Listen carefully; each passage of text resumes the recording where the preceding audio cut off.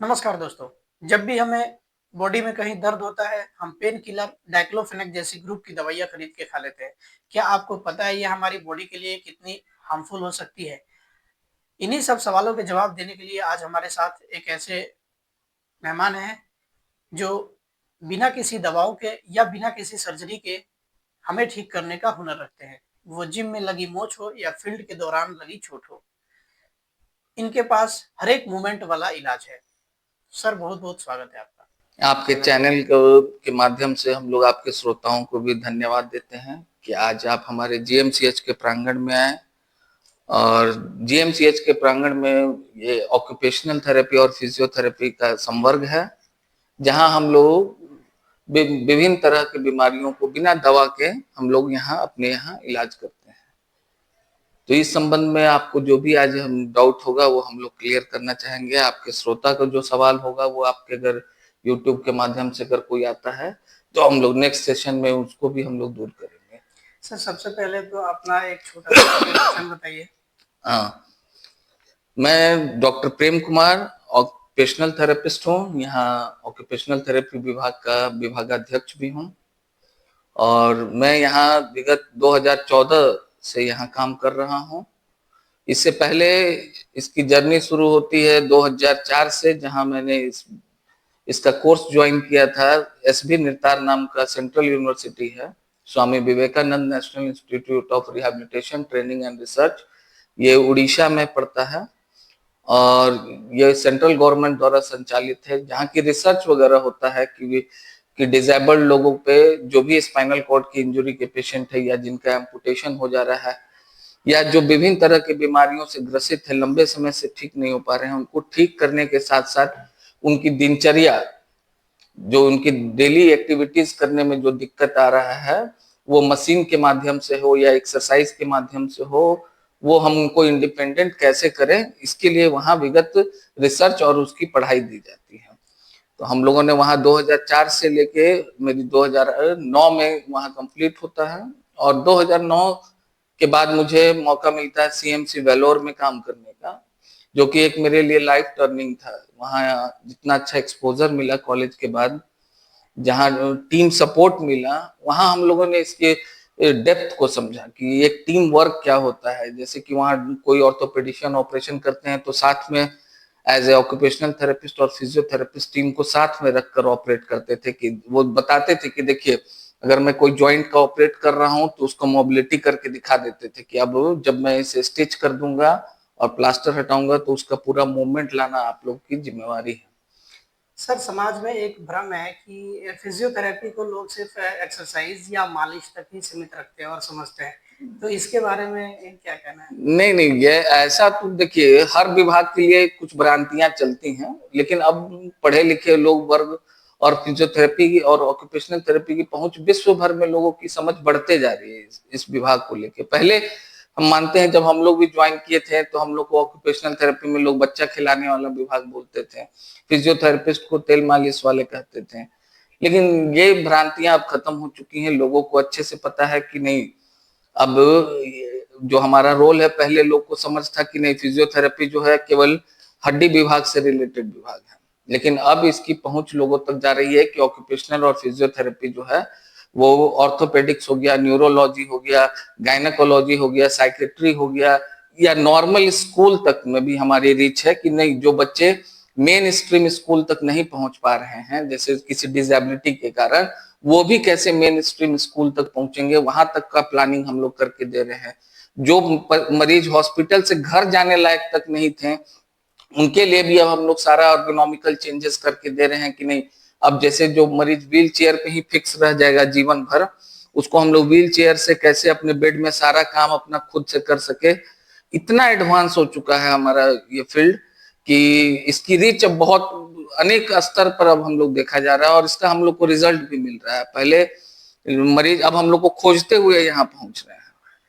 Sir, आपने एक शब्द यूज किया ऑक्यूपेशनल थेरेपी, और व्यूअर्स को ये बताइए कि फिजियोथेरेपी से ऑक्यूपेशनल थेरेपी ये दोनों एक ही चीज है या ये डिफरेंट है नहीं, एक दूसरे दोनों से? अलग चीज है। दोनों का पहले 4.5 साल की पढ़ाई होती थी डिग्री, अब इसे 5 साल का कर दिया गया है।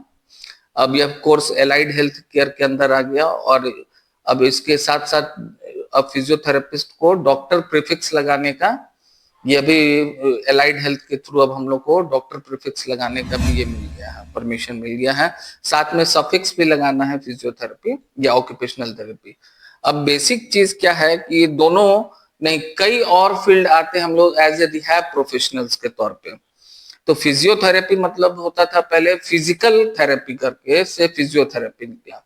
फिजिकल थेरेपी मतलब उस समय कोई मशीन नहीं थी, पूरी दुनिया में युद्ध का माहौल था, और जो घायल हो रहे थे लोग या जिनको दर्द हो रहा था वो दर्द कम करने के लिए वहां हमारा रोल शुरू होता है।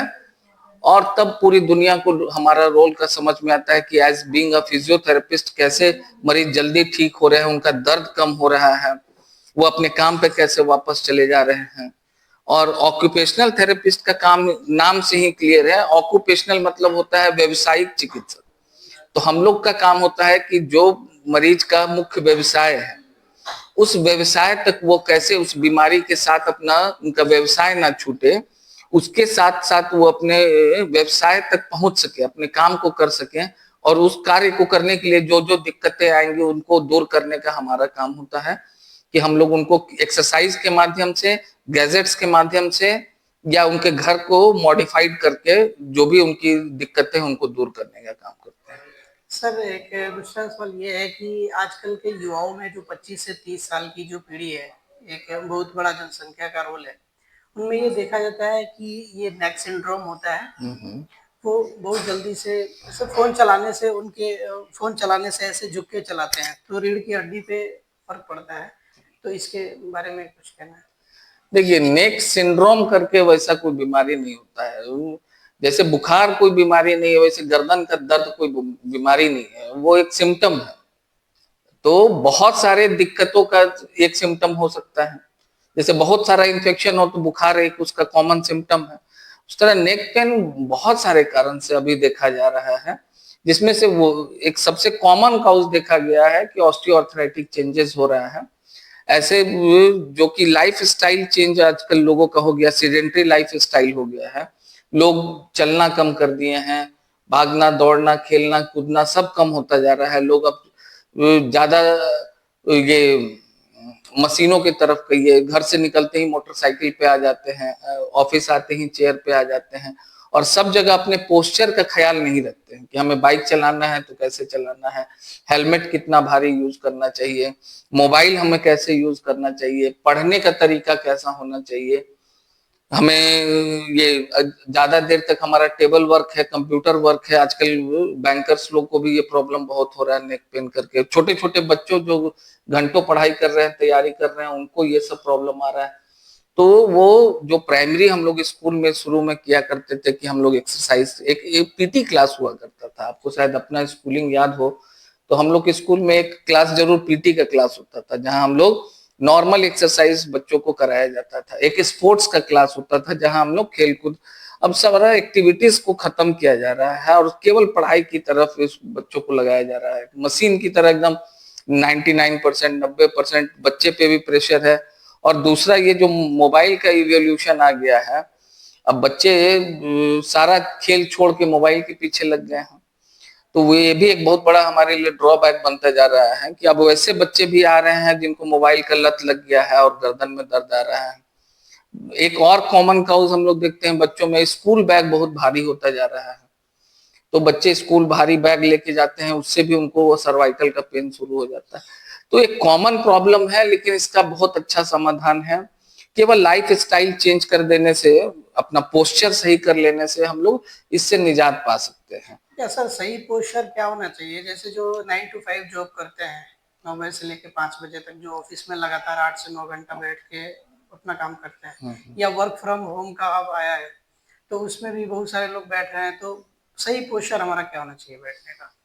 देखिए, सही पोस्चर इन सेंस में देखें तो हम लोग सबसे पहले जो जहाँ वर्क स्टेशन काम कर रहे हैं उस वर्क स्टेशन को देखते हैं कि भाई वो वर्क स्टेशन कैसा प्रोवाइड कर रहे हैं। तो वर्क स्टेशन में हमेशा हम लोग देखते हैं कि टेबल और चेयर का हाइट कैसा होना चाहिए। टेबल और चेयर का हाइट ऐसा होना चाहिए कि आपका बैक जो है, जो पीछे का जो है, वो हमेशा चेयर के पीछे सटा रहे। फिर चेयर को हम लोग देखते हैं कि वो आपके कमर के शेप में बना हुआ है कि नहीं, बहुत सारा जगह लकड़ी का सीधा चेयर होता है या और भी चेयर में जो सीधा दे रहे हैं उससे भी हमारा पोस्चर खराब होता है। बैक सपोर्ट मतलब कि बैक जिस शेप में होना चाहिए उस शेप में चेयर का शेप होना चाहिए। टेबल का हाइट वैसा होना चाहिए कि हमारा पैर दोनों टेबल के भीतर चला जाए और बैक जो है हमारा पीछे टिका हुआ रहे। अगर गर्दन तब भी झुक रहा है तो हम लोग एक टेबल टॉप भी यूज कर सकते हैं, जिससे मिनिमम गर्दन झुकेगा और घंटों हम लोग काम कर सकते हैं। एक भ्रांतियाँ रहती है सर समाज में कि ऑर्गेनिक जो महंगे चेयर हैं, तो वो क्या कारगर सिद्ध होता है इसमें बैक पेन में? नहीं, ऑर्गेनोमिक्स चेयर का अभी कॉन्सेप्ट गोदरेज से हमारा टाई अप चलता है, जैसे कि गोदरेज को हम लोग अकॉर्डिंगली बैक का हम लोग साइज देते हैं तो वो बना के देता था, लेकिन अब सारी कंपनियां क्या कर रही हैं कि एडजस्टेबल बैक रेस्ट दे रही हैं। अब वो वैसा नहीं रहा कि पहले के जमाने जैसा। अब हर चीज नेट पे अवेलेबल है और सस्ते किफायती दामों में अब हम लोगों को ergonomical चेयर मिल जाता है, जिसमें कि बैक रेस्ट को अपने हिसाब से सेट कर सकते हैं, ऊपर का हाइट अपने हिसाब से सेट कर सकते हैं, आर्म्स को हम लोग अपने हिसाब से सेट कर सकते हैं ऊपर नीचे। तो ये सब चेयर अब बहुत कम प्राइस में और अफोर्डेबल प्राइस में हर जगह, एक छोटे छोटे गांव में भी जब से अब ये ऑनलाइन शॉपिंग का आ गया ट्रेंड, तब से ये हर गांव कस्बे तक रीच में है कि आप एक अच्छा चेयर अपने लिए कहीं भी ऑर्डर करके मंगा सकते हैं।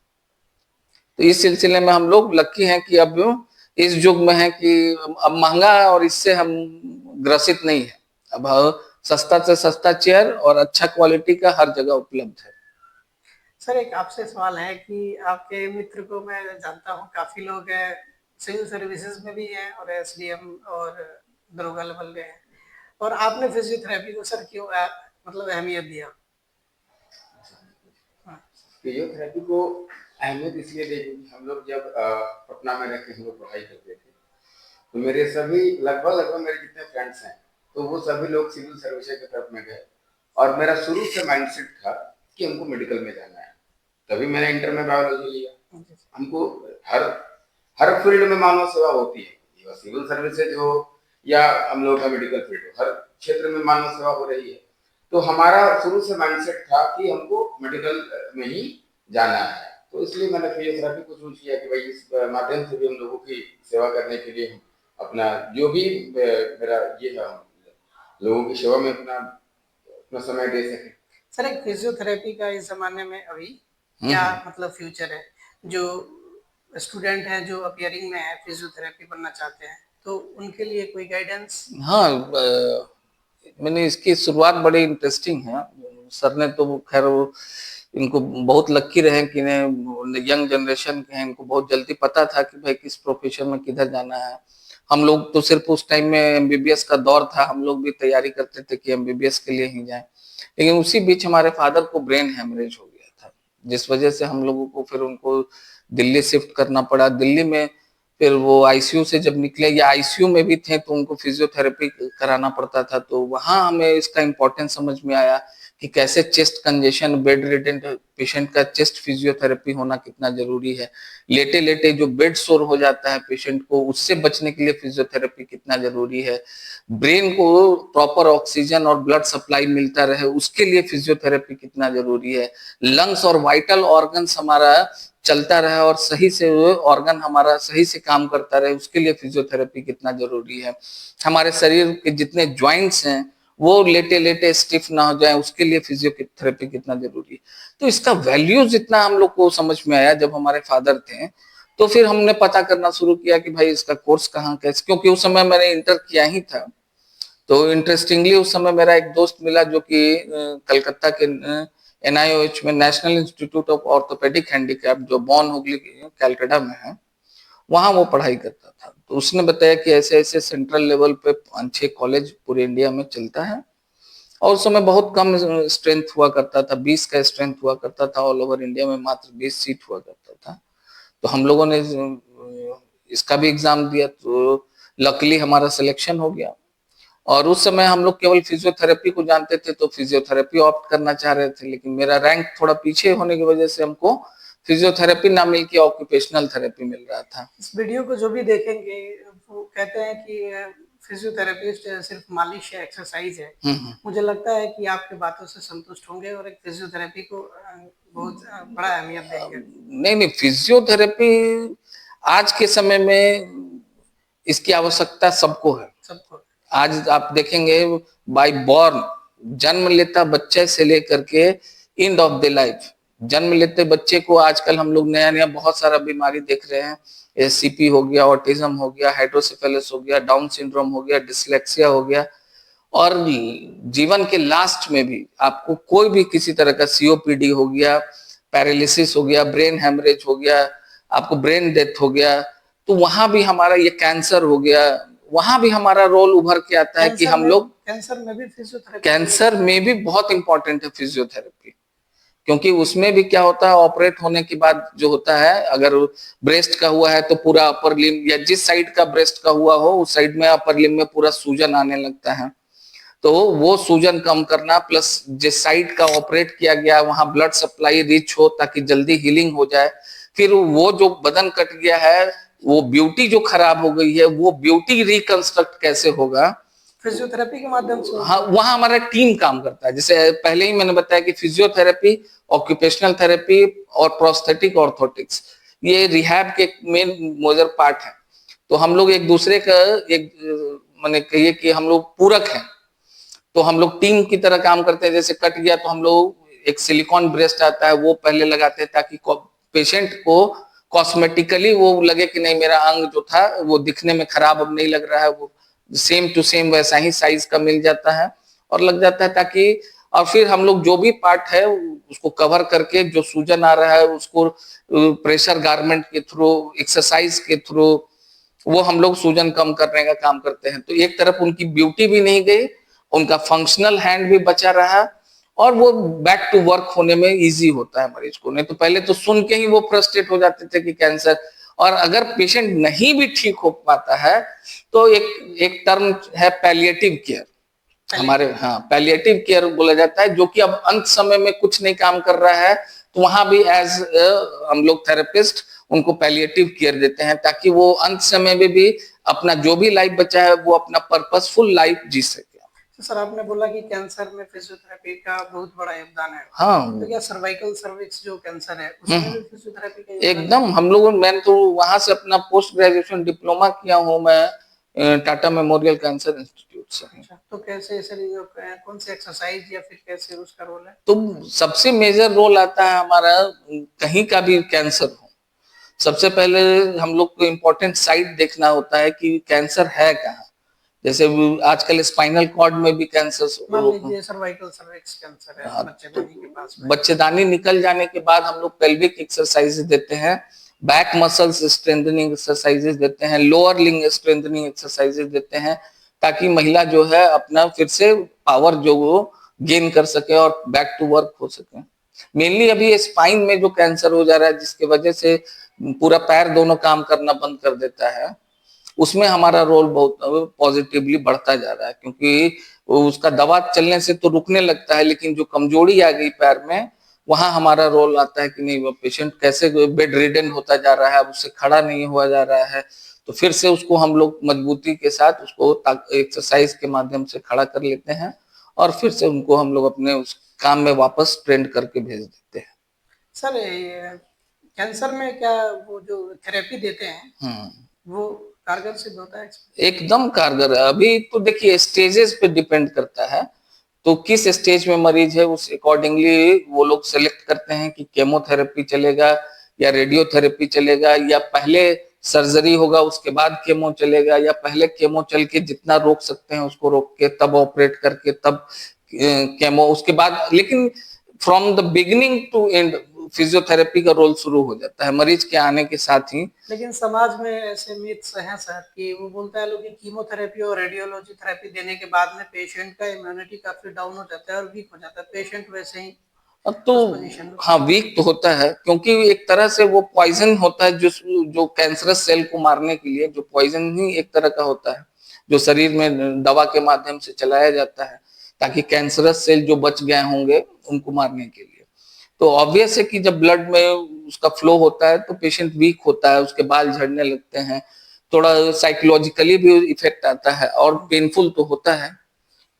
तो उस पेन से निकलने के लिए भी हम लोगों उनको एक मेडिटेट करने के लिए सिखाते हैं, ब्रीदिंग एक्सरसाइज लेना सिखाते हैं, प्लस साथ में जो प्रॉब्लम है उससे रिलेटेड जो एक्सरसाइजेस हैं वो तो हमारा प्रोटोकॉल में ही रहता है। असेसमेंट फ्रॉम द बिगिनिंग क्या होगा और इन रिजल्ट क्या होगा उसके साथ हम लोग प्लान देते हैं कि हमारा शॉर्ट टर्म गोल क्या है और लॉन्ग टर्म में आप फिर कैसे दिखने लगेगा।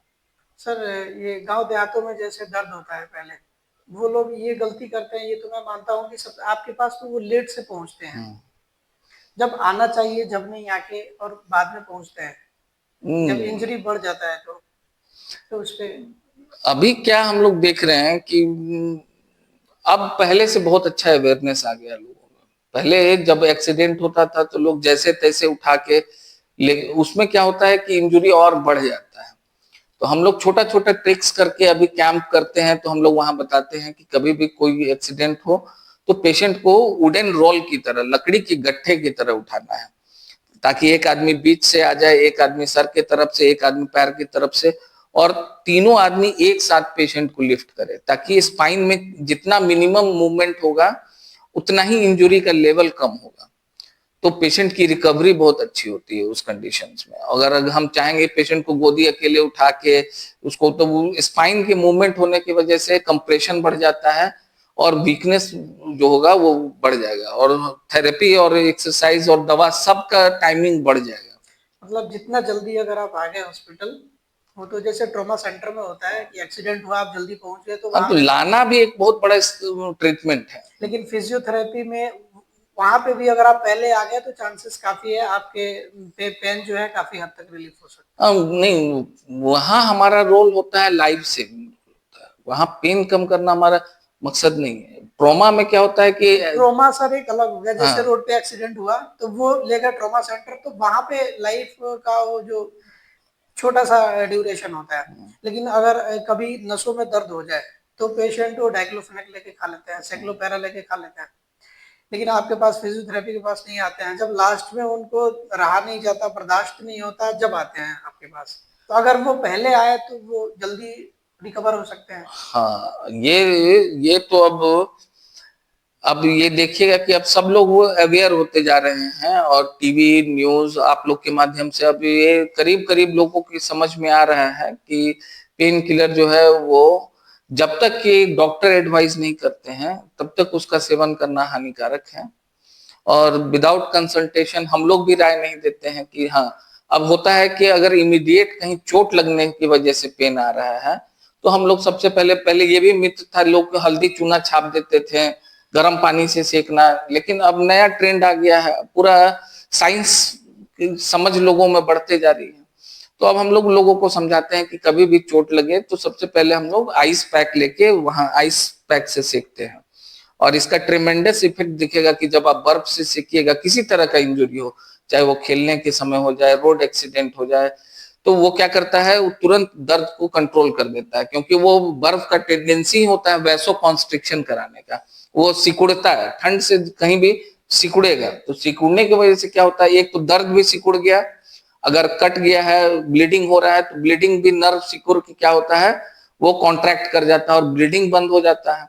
तो दर्द भी कम हो गया, ब्लीडिंग भी बंद हो गया, तो इमीडिएट पेन जो था वो रिलीफ मिलने लगता है। तो हम लोग अब हल्दी चूना, गर्म पानी एकदम स्ट्रिक्टली मना करते हैं कि कम से कम 36 से 72 घंटे तक आप केवल बर्फ और रेस्ट देना है, बर्फ से सेकना है, और उसके लिए कहीं कोई पैनिक नहीं होना है। उसके बाद जितना जल्द आप अस्पताल आ जाइएगा, फिर हम लोग अपना फिर उसका ट्रीटमेंट प्लान के अकॉर्डिंग उसका ट्रीटमेंट शुरू करते हैं। सर कहीं पे भी पेन होता है तो उसके लिए होता है कि सेकाई कर दीजिए या आइस पैक वगैरह लगा दीजिए, तो कौन सी दर्द में हम आइस पैक लगाएं और कौन सी दर्द में हम हॉट पैक लगाएं, ये कंफ्यूजन रहता है। कभी भी ये अभी लेटेस्ट नया जनरेशन है, इन लोगों को बहुत अच्छा इस पे एक्सप्लेन करते हैं।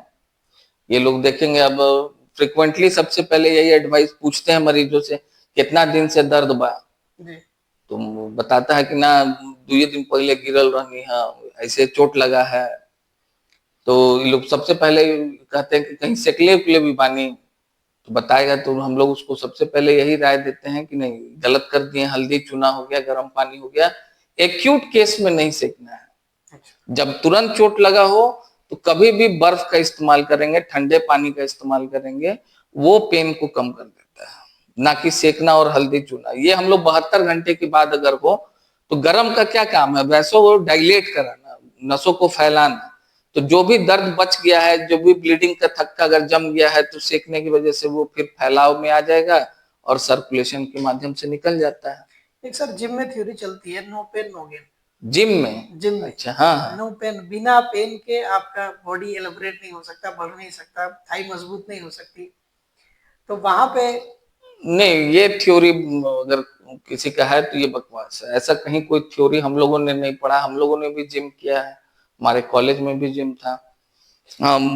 वैसा बॉडी नहीं बना वो अलग बात है लेकिन हाँ, जिम में ऐसा कुछ नहीं है कि नो पेन नो गेन ऐसा करके है।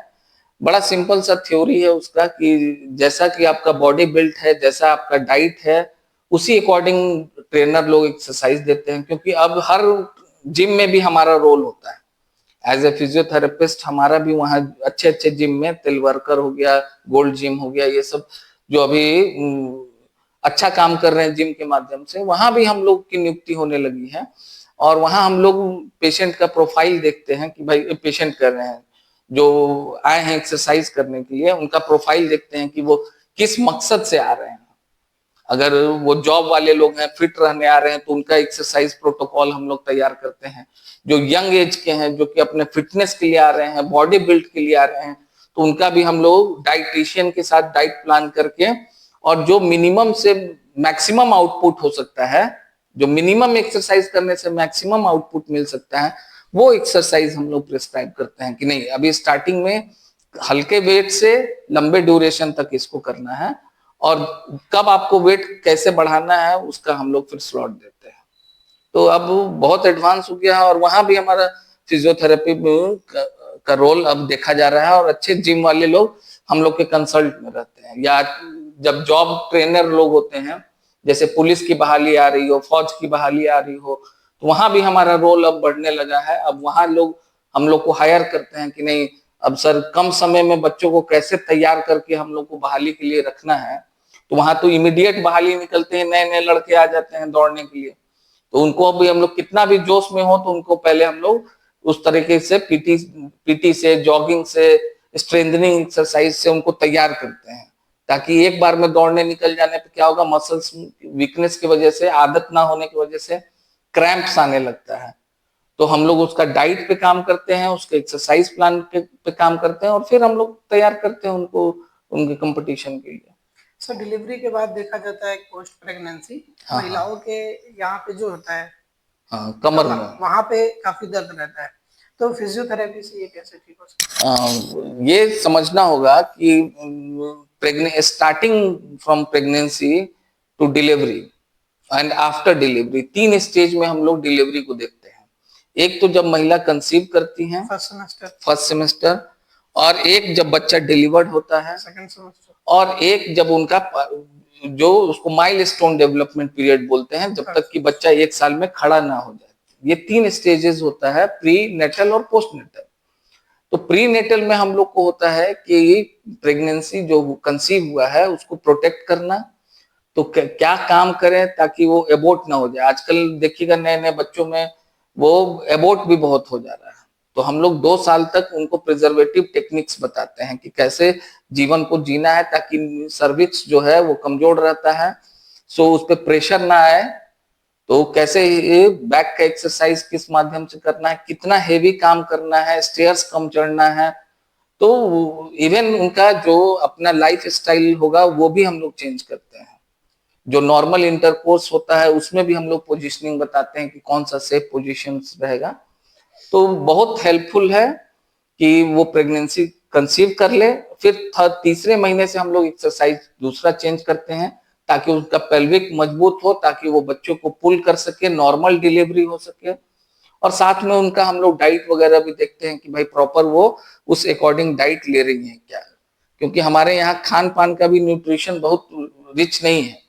हम लोग बहुत धनी मनी कंट्री से नहीं आते हैं, तो इसलिए हम लोग महिलाओं को अवेयर करते हैं कि कम से कम जो बेसिक नीड है, जो बेसिक डाइट है, क्योंकि आपसे आपका बच्चा पलता है, वो जरूर रखें। तो वो भी हम लोग देखते हैं कि महिला किस तरह के फील्ड से आती हैं, किस घर से आती हैं, किस परिवार से आती हैं, और उसके अकॉर्डिंगली हम लोग प्लान देते हैं। ऐसे नहीं है कि बहुत बड़े घर से आए हैं तो बहुत, उनके लिए तो सारी सुविधाएं होंगी, लेकिन जो हमारे घरेलू गांव की महिलाएं हैं उनके लिए हम लोग क्या कर सकते हैं, इस पे हम लोग को ज्यादा जोर रहता है कि उनको हम लोग क्या मिनिमम रिसोर्स में उनके घर में क्या चेंजेस करके उनका हमारा हेल्थ प्रोटेक्ट कर ले और बेबी प्रोटेक्ट कर ले। और बाद में बेबी के साथ वो होता ये है कि प्रेगनेंसी में धीरे धीरे देखिएगा पेट निकलता है, और जब पेट निकलेगा साथ में 2-2.5 kg का बेबी रहेगा तो पूरा लोड जो है हमारा पूरा बायोमैकेनिक्स बिगड़ जाता है। तो ऊपर का जो वेट आना चाहिए दोनों हिप पे और हिप से दोनों पैर में जो जाता है वो डाइवर्ट कर जाता है।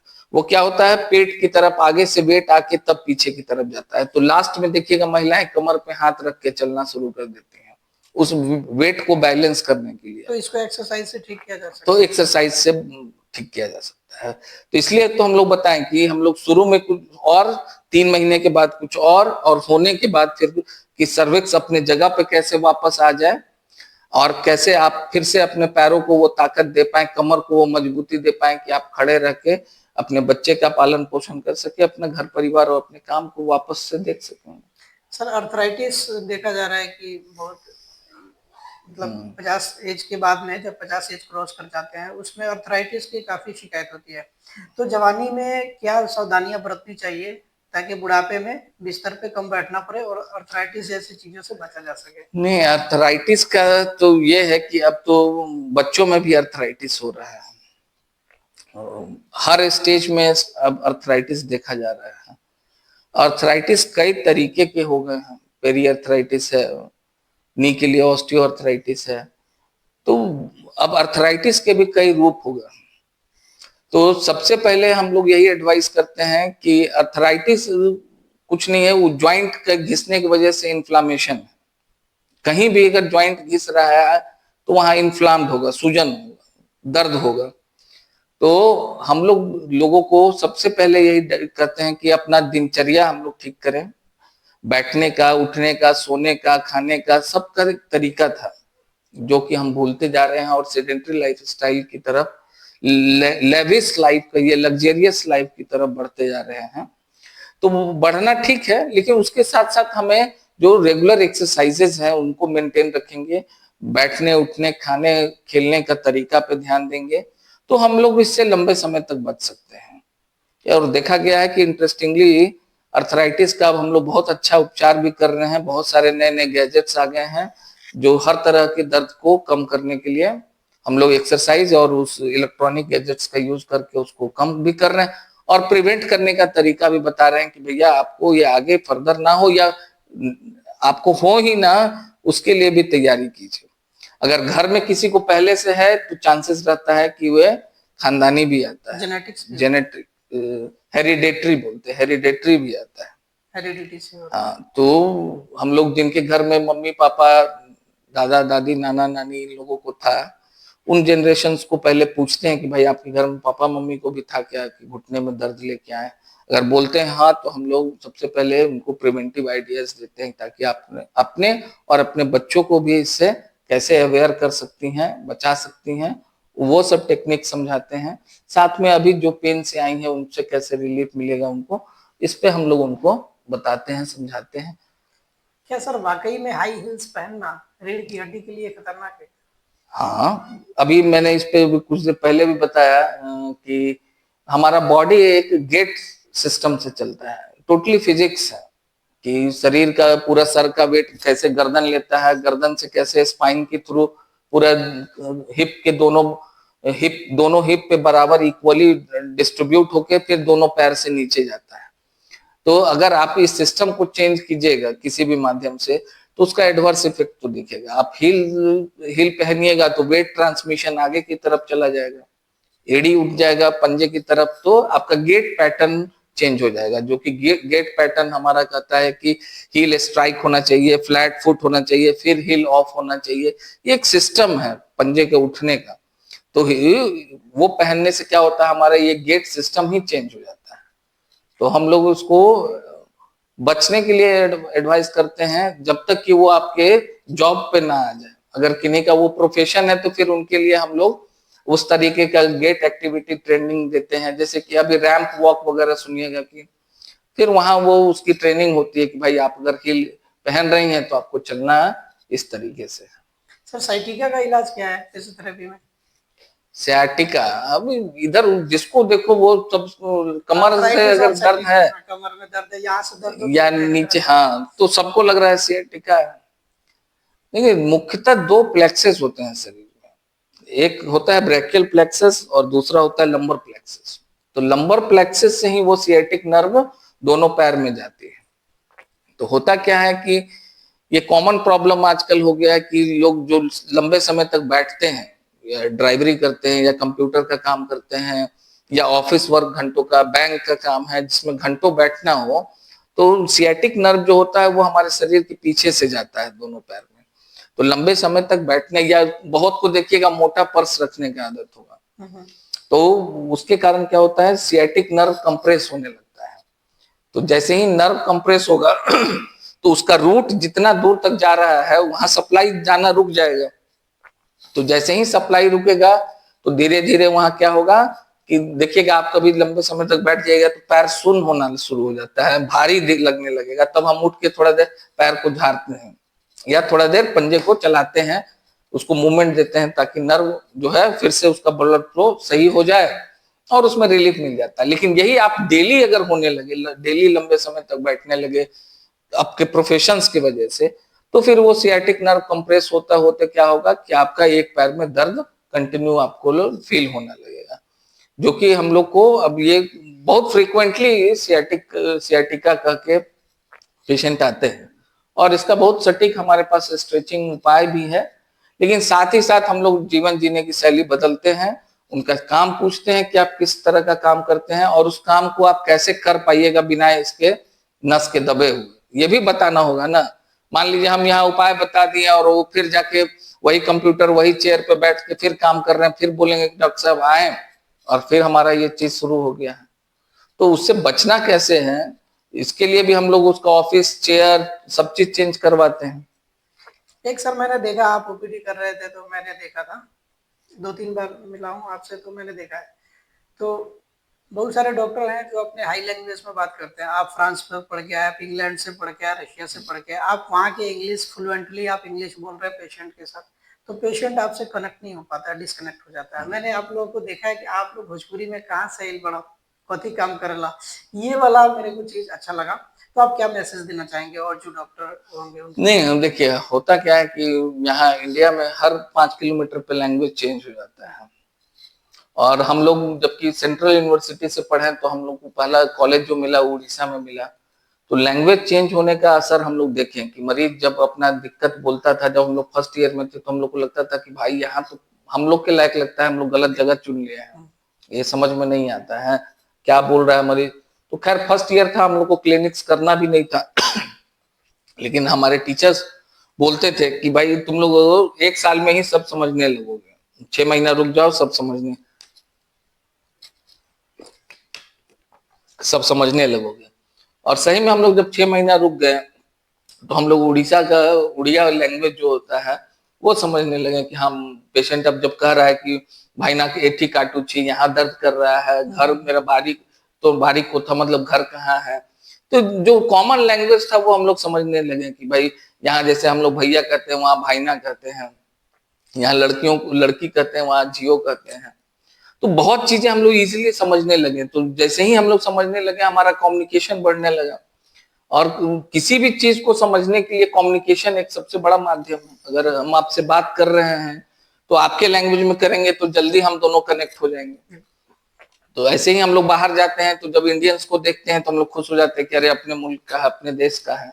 तो लैंग्वेज का इफेक्ट बहुत ज्यादा है। ये हम लोग वहां देखे कि उड़िया सीख गए तो फिर पेशेंट दूसरे के पास जो हिंदी भाषी थे उनके पास ना आके हम लोग से बोलते थे कि आप पेशेंट और डॉक्टर के बीच कनेक्टिविटी बढ़ती है और प्रोडक्टिव इलाज होता है। एकदम क्वालिटी एक तो बॉन्डिंग आता है। हम लोग भी यहाँ भोजपुरी इसलिए भी बोलते हैं कि उसको लगे कि ना भाई ये डॉक्टर साहब हम पूरा बीमारी समझ ले लो और पेशेंट खुल के अपना बीमारी को बता सके। और आप इंग्लिश में बात करते हैं सामने वाले से तो वो समझता ही नहीं है, ठीक है हम नहीं, कुछ कहीं कहीं कुछ टेक्निकल वर्ड्स आ जाता है। मेडिकल में हर चीज का एक हम लोग फिर रीजनल लैंग्वेज में उसको ट्रांसलेट करके समझाते हैं। नहीं तो वो कभी कभी मिस इंटरप्रिटेशन भी लोग समझ लेते हैं, जी, ये बताना कुछ चाह रहे थे वो समझ के कुछ चले बिल्कुल, गए, बिल्कुल। ये लैंग्वेज के कारण हो जाता है। तो एक रीजनल लैंग्वेज तो आप करना ही चाहिए, और हर रीजनल लैंग्वेज का अपना ब्यूटी है, उसके साथ रहना चाहिए, उसको भी सीखना चाहिए। सर मॉर्निंग में टहलना चाहिए या इवनिंग में? टहलने का देखें तो दोनों टाइम टहलना चाहिए हमें। जो पहला पुराना कॉन्सेप्ट था early to bed and early to rise, वो सिस्टम आज भी उतना ही परफेक्ट लागू होता है कि जितना अर्ली हो सके आप सोइए और जितना अर्ली हो सके जगिए। जितना आप शाम होने से पहले खाना खा लीजिए ताकि 2-3 घंटे टहल के पूरा खाना इजीली डाइजेस्ट हो जाए और आपको एक प्रॉपर 12 घंटे का इंटरवल मिल जाए, जिसको इंटरमिटेंट फास्टिंग भी बोलते हैं। अगर आप 12 घंटे का फास्ट कर लेते हैं तो बॉडी का जो जाइम्स होता है वो खाना तो पचा ही देगा, साथ में साथ जो अन्य जाइम्स भी, जो और कीटाणु सेल्स जो बन रहे हैं जो अननेसेसरी हैं उसको भी खा जाता है। अननेसेसरी सेल्स को मार देता है। तो बहुत सारा बीमारी आपका ऐसे ही खत्म हो जाएगा। तो मतलब कभी-कभी भूखा पेट भी रहना चाहिए 8 से 10 घंटों हाँ, तक। वो तो उसका या मुस्लिम कम्युनिटी में देखा जाता है कि रोजा हाँ, तो रोजा ये चल रहा है। वो इंटरमिटेंट फास्टिंग होता है, 12 घंटे बाद फिर आप खा लेते हैं, तो उससे इंटरमिटेंट फास्टिंग से क्या होता है, बॉडी डिटॉक्सिफाइड हो जाता है। तो ये सिस्टम होना चाहिए। जो आप ये रोजा कर 1 महीना लोग करते हैं, हमारे यहाँ पंजाबी लोग करते हैं, बौद्धिस्ट लोग करते हैं, हम लोग में भी बहुत सारा फास्टिंग होता है, पर्व त्योहार, जिसमें कि छठ होता है, 2-2 दिन फास्टिंग रहना पड़ता है। तो उस समय भी हम लोग 2 दिन के बीच में कोई जूस हुआ, ये हुआ, नहीं ले पाते हैं। तो वो एक तरह से बॉडी को पूरे तरीके से डिटॉक्सिफिकेशन कहते हैं, वो डिटॉक्सिफाइड होता है, वो साइंटिफिकली बढ़िया चीज है। लेकिन टहलना अपने आप में एक एक्सरसाइज है, और सबसे हेल्दी एक्सरसाइज में वॉकिंग को हम लोग लेते हैं, जो डेली प्रैक्टिस में लोग को 30 मिनट्स का रखना चाहिए। सर ऐसी कोई 3 एक्सरसाइज बताइए जो हर किसी को करना चाहिए। 2 तो मोस्ट कॉमन है जो करना ही चाहिए, एक तो साइकिलिंग और दूसरा वॉकिंग। ये 2 एक्सरसाइज लोगों को, अब क्योंकि एकदम मिनिमम हम लोग पैर का मूवमेंट कर रहे हैं तो जॉइंट्स पेन बहुत ज्यादा केसेस मिल रहा है। तो जो वॉकिंग करेंगे, जो साइकिलिंग करेंगे, उनको जल्दी, हमको लगता है मेरे समझ से, किसी जॉइंट प्रॉब्लम होने से हमेशा बचे रहे। सर ऐसी कोई सलाह जो आप पूरे देश को देना चाहते हो, पूरे लोगों को देना चाहते हो एज अ फिजियोथेरेपिस्ट? हाँ, कि देखिए, हर ऐसे राय में तो हमारा एक ही राय रहेगा कि आप अपने शरीर का ख्याल रखें और जितना हो सके नित्य एक्सरसाइज करें, और किसी तरह का छना छुना तेल मसाला ये सब कम खाएं, क्योंकि अभी इसका बहुत चलन बढ़ गया है, फास्ट फूड, जंक फूड्स, ये सब का, चॉकलेट, बिस्किट, ये सब का इस्तेमाल कम करें। चाउमीन, बर्गर, पिज्जा, ये सब फास्ट फूड को बंद कर दें, और सुबह शाम टहलें, जैसा कि अभी हम लोग बात करते हैं, ज्यादा से ज्यादा साइकिलिंग करें। सुबह उठ के थोड़ा सा योगा कर लें तो सबसे बेस्ट रहेगा, एक ब्रीदिंग, डीप ब्रीदिंग एक्सरसाइज कर लें। ये कुछ कॉमन चीज करते रहेंगे तो हमेशा आप फिट एंड फाइन रहेंगे। सर एक लास्ट क्वेश्चन है आपसे कि आजकल के दौर में हर एक लोग परेशान है, तो माइंड को कैसे कंसंट्रेट किया जाए, किसी चीज पे फोकस? जैसे आज का रील्स का जमाना है, सब लोग रील्स स्क्रॉल कर, हमें तो लगता है कि आने वाले जनरेशंस में ये अंगूठे भी बड़े होंगे थोड़ा सा रील्स स्क्रॉल करते करते। तो 30 सेकेंड या 60 सेकेंड्स के बाद हमारे माइंड डाइवर्ट हो जाते हैं, दूसरी दिशा में चले जाते हैं। तो 5 से 10 मिनट तो या 15 मिनट्स कहीं से अगर कंसंट्रेशन बनाना है कहीं पे, तो कंसंट्रेशन पावर कैसे बिल्डअप करें? देखिए, एक कंसंट्रेशन का हम लोगों ने स्टार्टिंग फेज में हम लोग को यही सिखाया जाता था कि रीड योर ब्रेथ, जिसको बोलते हैं अपनी सांसों को पढ़िए। एक सिंपल सा एक्सरसाइज है जो आपके माध्यम से लोग अगर करें तो कंसंट्रेशन बहुत अच्छा है और बहुत जल्दी डेवलप कर लेंगे। कि सोने से पहले कुछ नहीं करना है, लेटे हुए अपनी सांसों को अंदर जाते हुए महसूस करना और छोड़ते हुए। इसके लिए कोई लंबा सांस या रोकने की भी आवश्यकता नहीं है, केवल फोकस्ड करना है इसके रास्ते को समझने के लिए, कैसे ये सराउंडिंग का हवा आप ले रहे हो, कैसे गर्दन से फील करते हुए लंग्स तक जा रहा है, फूलता है आराम से, फिर वो एयर एक्सचेंज हो रहा है, ऑक्सीजन से कार्बन डाइऑक्साइड ले रहा है आपका, और फिर कार्बन डाइऑक्साइड को ये महसूस करना सीख गए ना, तो आप समझ लीजिए कि ध्यान के परम सुख को आप बैठे बैठे प्राप्त कर लीजिएगा। थोड़ा सा टाइम लगता है शुरू में, इतना जल्दी नहीं है कि आप लेटे और सांस को समझ लीजिएगा। कंसंट्रेशन पावर तो इससे बढ़ी जाएगा, जल्दी नींद भी आ जाएगी। जल्दी नींद भी आ जाएगा, सुबह आप फ्रेश एंड एनर्जेटिक फील करेंगे। ये ऑल ओवर इंडिया नहीं, ऑल ओवर वर्ल्ड में ये प्रैक्टिस होता है। बहुत बहुत धन्यवाद सर, आप दोनों का जो आए हमारे चैनल पे और व्यूअर्स को आप बताएं। आपको भी आलम जी बहुत बहुत धन्यवाद है कि आपके जो समाज का जो बेसिक क्वेश्चंस था उसको उठाएं और उसकी समझ जन जन तक जाए आपके माध्यम से, ऐसा हम लोग दुआ करेंगे।